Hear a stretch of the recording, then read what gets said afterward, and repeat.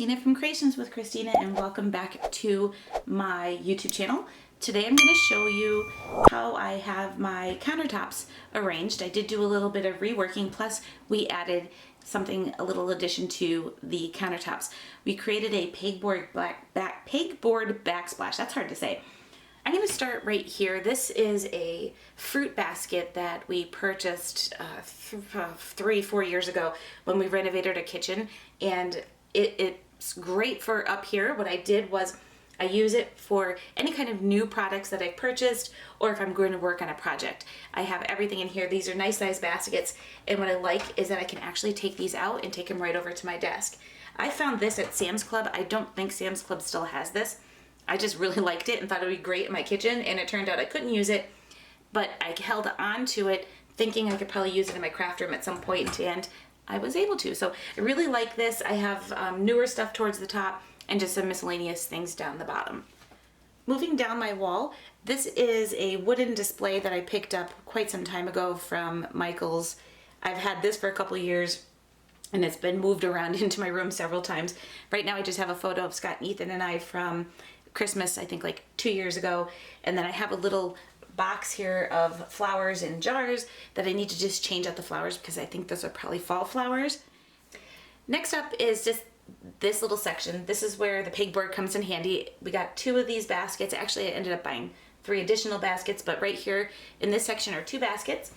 This bottom one is my pens for my Cricut machine. I have all of the Cricut pens in there, and then in the top is where I keep my Cricut tools. I have things like my little squeegee and some picks and tweezers and stuff like that that work with some Cricut supplies there. Moving down a little bit, I have this sign which was in my craft room before. I moved my saying up a little bit because before I had something sitting right in front of this and you couldn't see the saying, so eventually I'm either going to put a bigger saying in there or spread this back out so they can see the whole thing. And then I have my favorite candle. This is rose quartz. It's a DW Home, I think it is, that I picked up at TJ Maxx. This is my Cricut section. I do have a photo of Scott, Ethan, and I. This was on my wall before, and I added it back. And underneath there is my Cricut maker. Before I was keeping my Cricut and my Silhouette machines on a little stand and then bringing it over, but I decided that it needs a home. So this is its new home and where it's going to stay. I do keep my picky tools for doing vinyl in here, and then I have my extra mat for when I film, and now I'm leaving it here, and then we'll move it over to my workspace if I need it. Moving down, I have 2 more of these baskets. This one has all my paintbrushes, and then the bottom one has my different blades and such for the Cricut maker. I keep them right there so that they're nice and handy. I was keeping them inside the Cricut maker, and just a couple of days ago I thought I lost one of them and realized it was actually inside the little drawer of the Cricut maker. But now they're all right there and out so that if I can need them, I can grab them really quick.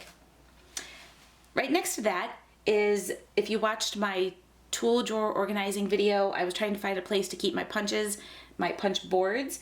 I pulled this out. It was actually in my one of my cabinets, my corner cabinet here. And it's really one of those things that you use for like organizing cookie trays or cutting boards or something like that, but it works great for organizing your punch boards. So I pulled that out of the cabinet and brought it up to the countertop. And then I have towards the back there, that's my Cricut light pad for doing vinyl.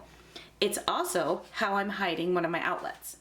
This is one of the outlets that I'm trying to hide. First of all, Scott and I had no clue what we were doing when we first started, and we cut a seam so that the seam was coming down right in the outlet section, and it was easier for us to cut the little box. But by the time I got to the very end of the wall, I figured out how to do it without having to cut the seam.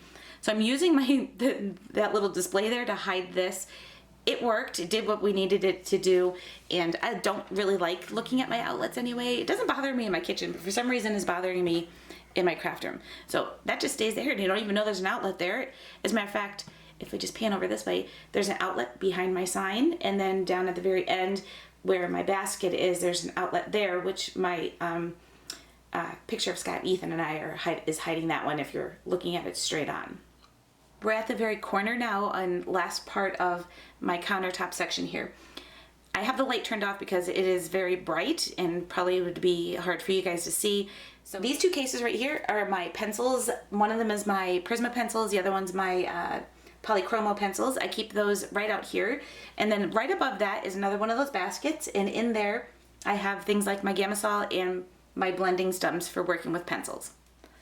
Is this little spinny thing that I picked up at not Lowe's, Hobby Lobby. And in here is where I keep my Nouveau crystal drops and the other types of drops. I have the vintage drops in here. I have a few things of sequins because I've got them in kits or they came with an order. I do have them there. Actually, I have a place to keep my sequins, but I just have been lazy about ordering or, emptying them out into the container. I also have just like some mini drops in here, and in the very back is where I have my Distress Oxide sprays. This is the last section of my countertop. I have my Copic markers here. I did save and purchase 2 sets of markers, which has been working out great. I don't feel like right now I need to buy any more, that the 2 sets worked out wonderfully and then kind of filled in a lot of gaps.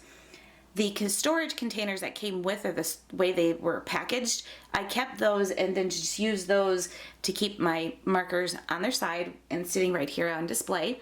And then the last section is these 3 little boxes. They're just round boxes that I have from IKEA, and they are empty. That is my countertop and how we change things up. I hope you guys enjoyed today's video. Don't forget to give today's video a thumbs up if you liked it. Subscribe if you're new so you can be updated when I post new videos. I'll see you all in the next video. Bye!